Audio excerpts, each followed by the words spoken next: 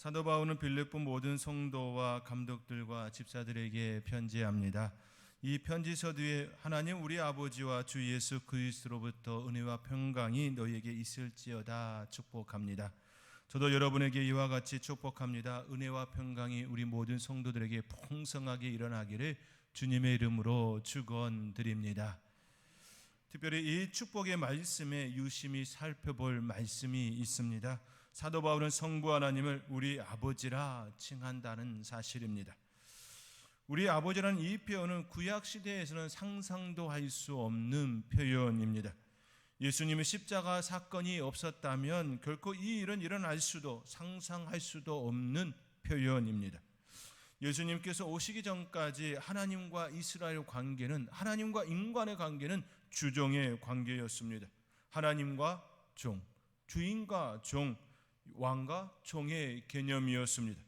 주종의 관계에서는 명령과 복종이 가장 큰 미덕일 뿐입니다. 여기에 사랑과 존중은 덧붙임에 불과하지요. 오직 명령에 따른 복종의 삶의 모습이 주종의 모습 속에 일어날 뿐입니다. 그러나 우리 하나님께서는 주종의 관계로 끝맺음하지 아니하시고 사랑과 존중의 관계로, 섬김과 축복의 관계로, 아버지와 자녀로, 때론 친구 관계로 바꾸어 놓으셨습니다. 우리는 너무 쉽게 아버지라 부르고 있습니다. 거기에 엄청난 하나님의 사랑과 헌신, 그리고 이루 말할 수 없는 섬김이 있었음에도 우리는 아무런 감흥도 없이 부를 때가 있습니다. 우리는 이것이 얼마나 큰 축복인지, 하나님께서 우리를 향한 엄청난 사랑이 그 안에 있는지 제대로 인식하지 못한 채 그렇게 부를 때가 있습니다. 사랑하는 성도 여러분, 우리가 하나님을 아버지라 부르는 것은 그냥 되어진 것이 아닙니다. 결코 그냥 되어진 것이 아닙니다.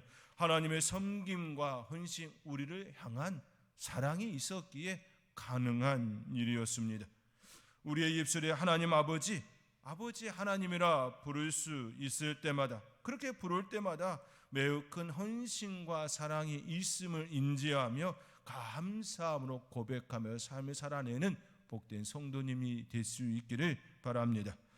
이 사실을 인지하는 것이 축복입니다. 감동입니다. 날마다 삶 속에서 하나님을 부를 때마다 우리 아버지의 사랑을 늘 느끼며 그 안에서 풍성한 삶을 누리는 복된 성도님들이 될 수 있기를 주님의 이름으로 축원드립니다.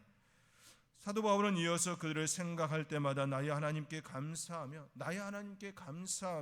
간구할 때마다 너희 무리를 위하여 기쁨으로 항상 간구한다 고백합니다. 왜 사도 바울은 그들을 생각할 때마다, 그들을 위하여 간구할 때마다 기쁨으로 간구한다 이렇게 표현하고 있을까요?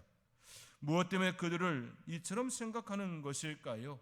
사도 바울의 다른 편지들을 살펴보면 이와 같은 경우는 없었습니다. 늘 문제와 어려움을 겪는 그들을 향하여 안타까운 마음과 아쉬운 마음, 그리고 책망하는 마음으로, 안쓰러운 마음으로 그렇게 편을 들었습니다.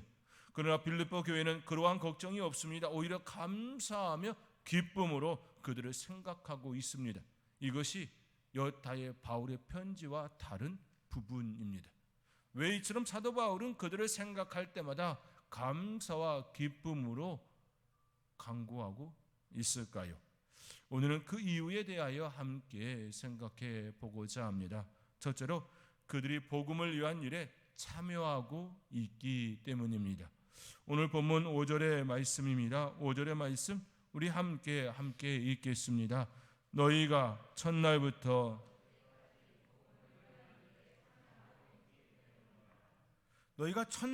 이제까지 복음을 위한 일에 참여하고 있다라고 사도 바울은 그렇게 이야기합니다. 그들은 첫날부터 이제까지 복음을 위한 일에 동참하고 있습니다. 여기에는 몇 가지 사실이 함축되어 있습니다. 빌립보 교회 성도들의 헌신, 성실, 헌신함, 변함없는 사랑, 지속성 등이 다양한 사실이 여기에 함축되어 있습니다. 첫날부터 이제까지라고 하는 이 말씀 속에는 그들의 지금까지 변함없이 사랑을 베푸는 그 지속성, 변함없는 끊임없이 그들을 향한 그 사랑과 섬김이 고스란히 담겨져 있는 것이지요. 한 번의 큰 감동으로 일회성 헌신은 누구나 한 번쯤은 할 수 있습니다. 그러나 이것을 변함없이 지속적으로 섬김과 헌신의 삶을 산다라는 건 결코 쉽지가 않습니다. 그렇다고 한 번의 헌신과 사랑에 대하여 가벼이 여기는 건 아닙니다. 그것 또한 매우 귀한 일이지요. 하나님께서 그러한 마음을 주셨을 때에 그렇게 행할 수 있다라고 하는 건 결코 쉬운 일이 아닙니다. 그렇지만 그런데 그들은 이 일을 하루 이틀도 아니고 무려 12년 동안 이어지고 있다라는 데 있습니다. 또한 이후에도 계속해서 사도 바울을 향하여서 그렇게 기도와 후원의 삶을 여전히 그들은 행하였던 것을 우리는 알 수 있습니다. 첫날부터 이제까지라는 바울의 표현이 바로 이것을 의미하지요. 바울이 처음 그들을 만나 지금 편지를 쓰는 지금까지 그 연수를 계산하면 대략 12년 정도가 됩니다. 그러므로 12년 동안 빌립보 교회 성도들이 바울과 그의 일행을 위하여 기도와 물질의 후원, 선교 헌금을 계속 지속하였다라는 것을 우리는 알 수 있습니다. 이 기간 동안 바울에게는 수많은 일들이 일어났습니다. 매를 맞기도 하고 옥에 투옥되기도 하고 살해의 위험과 배고픔과 굶주림의 시간도 있었습니다. 세상 사람들이 말하는 성공과는 전혀 다른 삶의 모습이었습니다. 그럼에도 불구하고 빌립보 교회는 흔들림이 없었습니다. 여전히 그들을 향하여 물질과 기도의 후원을 하고 있습니다. 우리는 종종 선교 헌금을 하며 선교사님들에게 선교부를 지원할 때에 가시적인 성과를 기대할 때가 많습니다. 그리하여 가시적 성과가 없을 경우에는 선교부를 중단하는 경우도 발생하곤 합니다. 그런 측면에서 빌립보 교회와 사도 바울의 선교의 모습은 어쩌면 실패한 것처럼 보일 수 있습니다. 매를 맞고 옥에 투옥되어지고 가난과 굶주림의 연속의 삶을 살고 있는 그들의 모습, 마치 실패한 것처럼 보일 수 있습니다. 그리고 실제로 소아시아 교회들 중에는 선교부를 지원하다가 중단한 교회들도 있었습니다. 그러나 빌립보 교회는 끝까지 기도와 물질로 그들을 지원하고 있는 것이지요. 사도 바울은 이 점을 높이 평가했던 것입니다. 그렇게 생각할 때마다 하나님께 감사하며 간구할 때마다 기쁨으로 항상 간구한다, 그렇게 표현하고 있는 것입니다. 이 시선이 바로 바울의 시선입니다. 바울의 시선으로 빌립보 교회를 보면 기쁠 수밖에 없습니다. 이방인들로 구성된 그들, 다양한 민족과 계층 그리고 신분의 차이가 있음에도 불구하고 하나된 모습으로 선교하는 그 교회, 그들의 하는 행위가 그저 예쁠 수밖에 없습니다. 이 사실 하나만으로도 사도 바울은 가슴이 벅차 올랐을 것입니다. 진한 감동이 그의 마음속에 계속해서 머물러 있었을 것입니다. 사랑하는 성도 여러분, 만약 하나님의 시선으로 빌립보 교회를 본다면 어찌 하였을까요? 저는 사도 바울의 시선과 별반 차이가 없었을 거라 그렇게 여겨집니다. 하나님의 시선 역시 그들을 향한 마음이 좋았을 것입니다. 마치 천지창조를 하시고 보시기에 좋았다, 인간을 창조하시고 보시기에 심히 좋았다, 그렇게 표현하신 것처럼 빌립보 교회와 성도를 바라보는 우리 주님의 시선 역시 심히 보시기에 좋았다, 그렇게 고백하셨을 것 같습니다. 이와 같은 모습이 저와 여러분 가운데도 창립 50주년을 맞이하는 선돌교회 이외에도, 그리고 앞으로 향하여 나아가는 선돌교회 이외에도 여전히 역사되어지기를 주님의 이름으로 축원드립니다. 빌립보 교회가 이처럼 지속적으로 변함없이 할 수 있었던 근본적인 이유가 있었습니다. 그들 안에서 착한 일을 시작하신 이가 계셨기 때문입니다. 오늘 본문 6절의 말씀에 너희 안에서 착한 일을 시작하신 이가 그리스도 예수의 날까지 이루실 줄을 우리는 확신하노라. 사도 바울은 그들 안에서 착한 일을 시작하신 일을 보았고 그 일이 지금까지 이루어진 것 끝나는 것이 아니라 여전히 계속해서 예수 그리스도의 날까지 이루실 줄을 그는 확신하고 있습니다. 확신할 수 있었던 이유가 무엇일까요? 빌립보 교회가 착해서요? 성도님들이 하나님의 말씀 가운데 든든히 서 있어서요? 아니지요. 그들 안에서 역사하시는 착하게 일을 할 수 있도록 그렇게 베푸신 하나님이 계시기 때문입니다.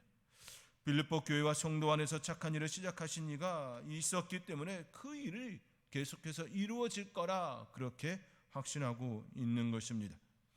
하나님께서 그들 안에서 착한 일을 시작하신 것이지요. 그리고 그리스도 예수의 날까지, 즉 재림 때까지 이루실 걸 그렇게 그는 믿었던 것입니다. 우리 인간은 결코 선하지 않습니다. 생각보다 이기적이며 자기 중심적입니다. 그러나 그러한 성향까지도 하나님께서는 변화시키시고 하나님의 마음으로 선한 일을 할 수 있도록 변화시키시고 역사하여 주십니다. 그리고 그렇게 할 수 있도록 주변 환경도 변화시키시고 역사합니다. 빌립보 교회의 성도 역시 하나님의 인도하심과 역사하심 그리고 축복이 있었기에 가능하였던 일이었습니다. 만약 그들의 일터와 사업장에 문제가 발생하고 경제적 어려움을 당하였다면 그들은 지속적으로 성교의 그 열매를 보지 못했을 것입니다.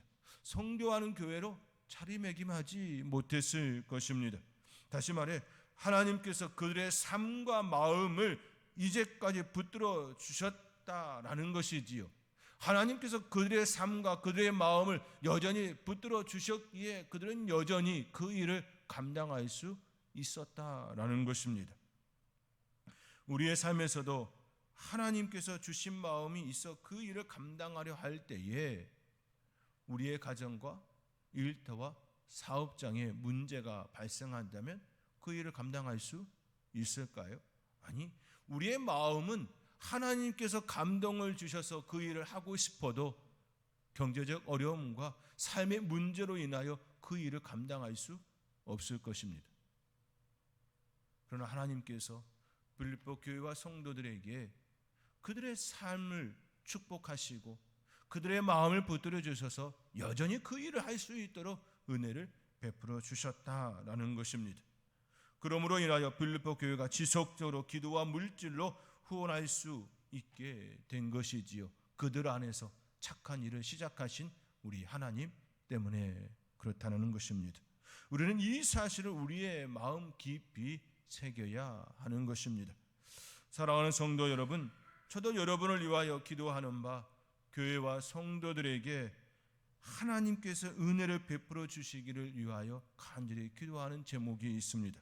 하나는 하나님께서 여러분의 마음을 감동하여 하나님의 일을 감당하기를 원하는 것이고, 다른 하나는 하나님의 일을 감당할 수 있도록 경제적 축복도 이루어주기를 바라는 것입니다. 일회성이 아니라 지속적으로 그 일을 감당할 수 있도록 축복의 통로가 든든하게 세워지기를 간절히 기도하고 있는 것이지요. 또한 이 일을 위해서는 건강도 있어야 하기에 건강을 위하여서도 함께 기도하고 있습니다. 이것이 사도 바울이 그들을 바라보는 시선이었고, 저 또한 사도 바울이 빌립보 교회와 성도를 위하여 기도하는 것처럼 저 역시 그러한 기도 제목이 있습니다. 이러한 기도 제목이 저와 여러분 가운데에 하나님의 은혜 가운데 더욱 풍성함을 누리며 그 일에 쓰임받는 복된 성도님들이 될 수 있기를 주님의 이름으로 축원드립니다.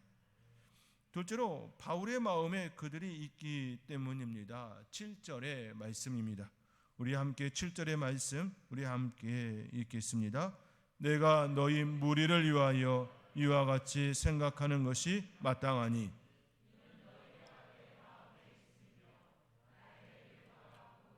변명함과 확정함에 너희가 다 나와 함께 은혜에 참여한 자가 됨이라. 이는 너희가 내 마음에 있음이며 너희가 다 나와 함께 은혜에 참여한 자가 됨이라라고 사도 바울은 고백합니다. 그렇습니다. 바울의 마음에 그들이 있었습니다. 빌립보 교회와 성도는 바울이 유럽에서 처음 세운 교회입니다. 해당에서 시작된 것도 아니었습니다. 하나님의 말씀, 즉 구약의 말씀을 그들이 알지 못하였습니다. 구약의 말씀을 알고 있었던 유대인들로 구성되어진 것도 아니었습니다. 이스라엘 하나님에 대하여 알지 못한 이방인이었습니다. 그들이 복음을 받아들였습니다. 그리고 교회가 세워지고 선교하는 교회로 성장하였습니다. 이 하나의 사실만으로 바울의 마음에 기쁨이 있었을 것입니다. 그리고 그들을 눈에 넣어도 아프지 않을 만큼 귀하게 여겨졌던 것이지요.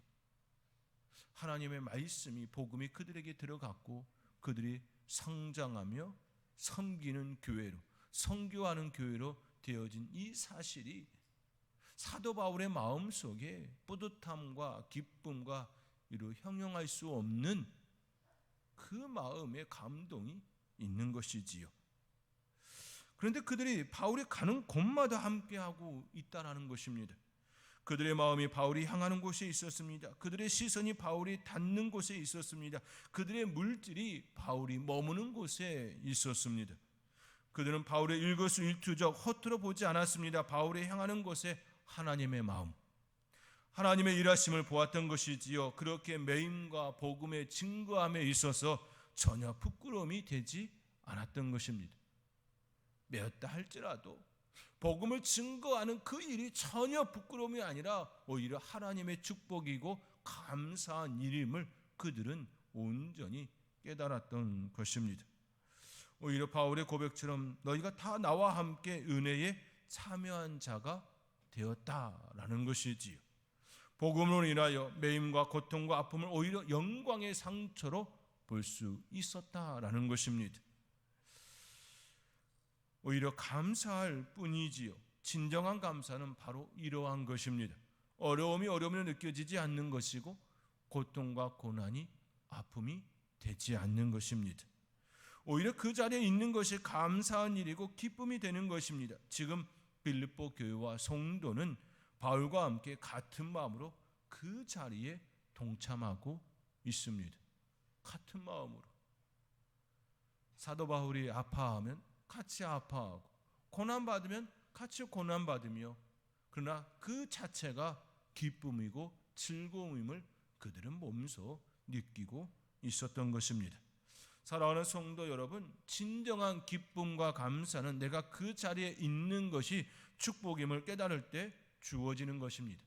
더 나아가 그 자리가 하나님께서 원하시는 자리임을 깨달을 때 축복의 통로가 된다는 사실입니다. 바로 그러한 교회가 빌립보 교회였고 그 자리에 있었던 이들이 바로 빌립보 교회 성도였습니다. 그들이 항상 그 자리에서 축복의 통로가 되었습니다. 축복의 통로가 된다는 것은 축복을 전달하는 중간 역할을 의미합니다. 중간 역할을 감당한다는 의미는 먼저 자신이 축복을 받고 채워지고 누리고 그리고 흘려보내는 모습이지요. 그러나 종종 어떤 이들은 자신이 통로라는 사실을 망각한 채 전달하지 않는 경우가 발생합니다. 여기서 중요한 부분이 있습니다. 축복의 통로가 된다라고 하는 건 하나님께서 주시는 그 말씀의 은혜, 말씀의 축복, 삶의 은혜가 내 안에 먼저 이루어지는 것입니다. 먼저 내게 닿는 것입니다. 그리고 채워지는 것입니다. 그리고 누리는 것입니다. 그리고 흘려 보내는 것이죠. 먼저 내 안에 채워짐이 있어야 합니다. 그리고 흘려 보내는 은혜가 있어야 하는 것이지요. 그런데요, 하나님께 은혜를 받았고 채워졌고 누리고 있는데 흘려 보내고 있지 않는다면 과연 하나님께서 그 축복의 통로를 어떻게 하실까요? 막힘이 있는 그 자리를 어떻게 할까요? 흘려보낼 수 있도록 때로는 채찍을 가하시겠죠. 때로는 너무 말을 안 들으니 다른 일을 축복의 통로로 삼을 것입니다. 그러므로 우리는 늘 기억해야 합니다. 내가 하나님의 축복의 통로가 된다라는 이 사실은 내가 먼저 충만하게 채워지고 그 또한 흘려보내는 그 자리에 있어야 함을 늘 기억하며 하나님의 은혜 가운데에 축복의 통로로 온전히 쓰임받으며 충만함을 누리는 복된 성도님들이 될 수 있기를 주님의 이름으로 축원드립니다. 셋째로 바울이 그들을 예수 그리스도의 심장으로 사모하였기 때문입니다. 8절의 말씀입니다. 우리 함께 8절의 말씀을 함께 읽겠습니다. 내가 예수 그리스도의 심장으로 너희 무리를 얼마나 사모하는지 하나님이 내 증인이시니라. 내가 예수 그리스도의 심장으로, 예수 그리스도의 마음으로 너희 무리를 얼마나 사모하는지 하나님이 내 증인이다, 이렇게 고백하고 있습니다. 사도 바울은 예수 그리스도의 심장으로 그들을 보았습니다. 이는 사도 바울이 가진 가치관과 세계관입니다. 가치관은 인간이 삶이나 세계를 볼 때 옳고 그름, 좋고 나쁨을 판단하는 관점이나 기준입니다. 사도 바울은 사람을 판단하고 평가하는 기준을 인간의 사고와 이성에 두지 않았습니다. 감정에 두지 않았다라는 사실입니다. 그는 예수 그리스도의 심장으로 접근하였습니다.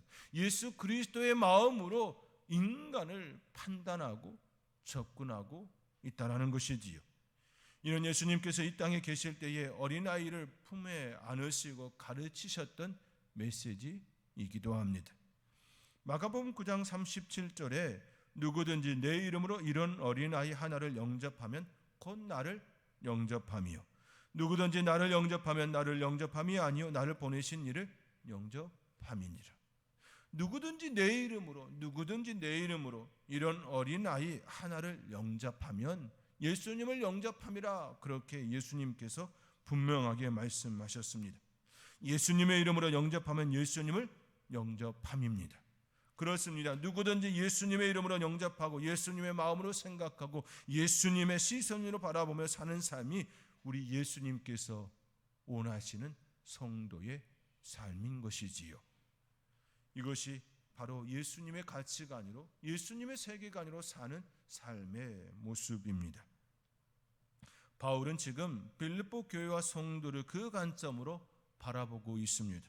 여기에 그들을 얼마나 사모하는지 하나님께서 자신의 증인이 되신다고 하곤 합니다. 이 표현은 바울의 마음속에 빌립보 교회와 성도들이 가득 차 있었음을 의미합니다. 또한 우리로 하여금 어떤 시각으로 삶과 세계를 바라보아야 하는지 깨닫게 하는 의미인 것이지요. 사랑하는 성도 여러분, 삶과 세계를 바라볼 때에 예수 그리스도의 심장으로 바라보시기 바랍니다.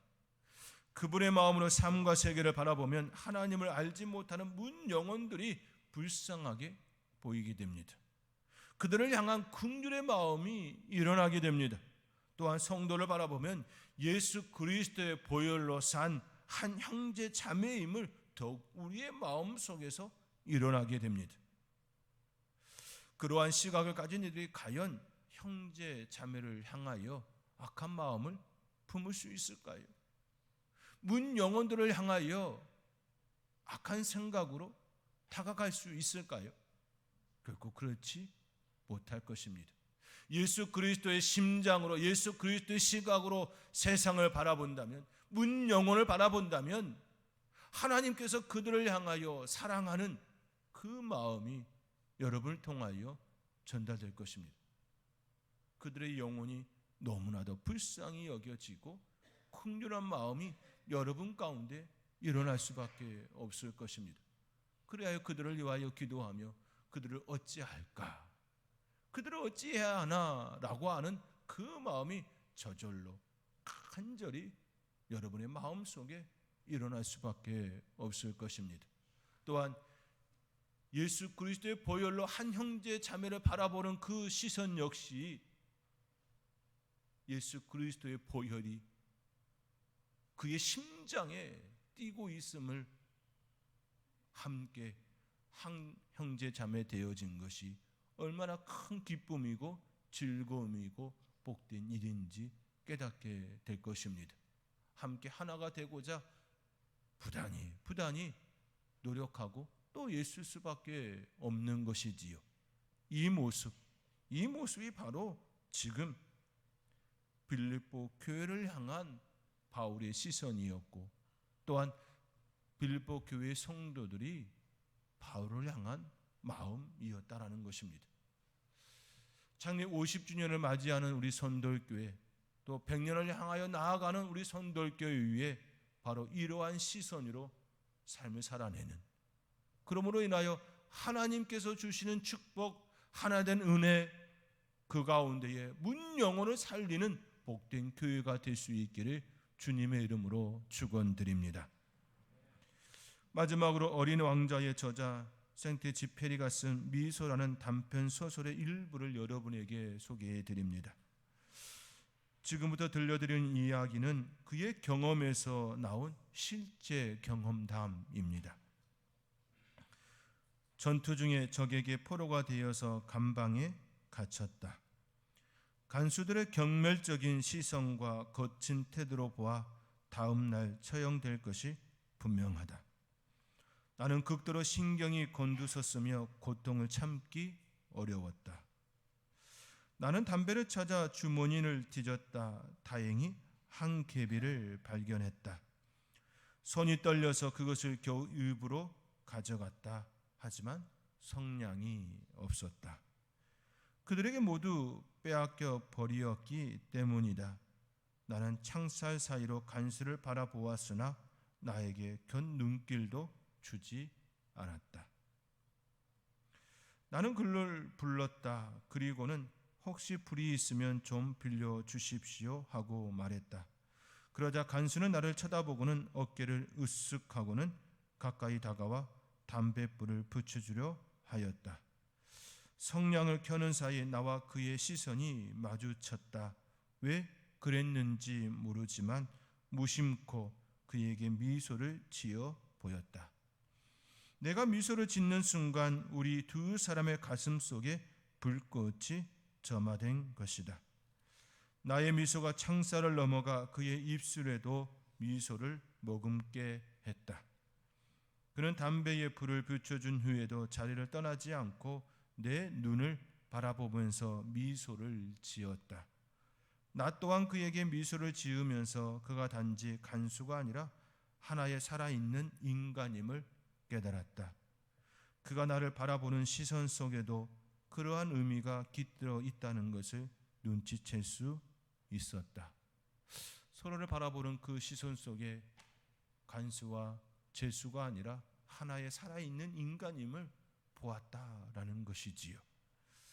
그가 나에게 물었다. 당신에게도 자식이 있어? 그럼요, 있고 말고요. 나는 대답하면서 얼른 지갑을 꺼내 나의 가족 사진을 보여주었다. 그 사람 역시 자기 아이들의 사진을 꺼내 보여주면서 앞으로의 계획과 자신들에 대한 희망 등을 얘기했다. 나는 눈물을 머금으며 다시는 가족을 만나지 못하게 될 것과 내 자식들이 성장해가는 모습을 지켜보지 못하게 될 것이 두렵다고 말했다. 그의 눈에도 눈물이 어른거리기 시작했다. 그는 갑자기 아무런 말도 없이 일어나 감옥 문을 열었다.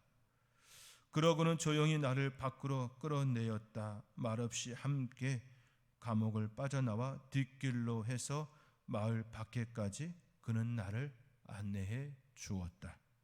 그리고는 한마디 말도 남기지 않은 채 뒤돌아서서 마을로 급히 가버렸다. 한 번의 미소가 내 목숨을 구해준 것이었다.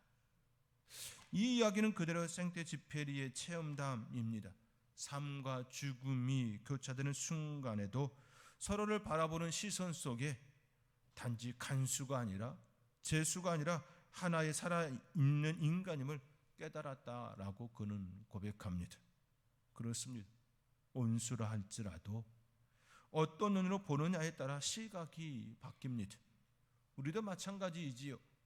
무엇을 보느냐가 중요한 것이 아니라 어떤 시선으로 바라보느냐가 더 중요합니다. 똑같은 것을 보아도 해석이 다르지요.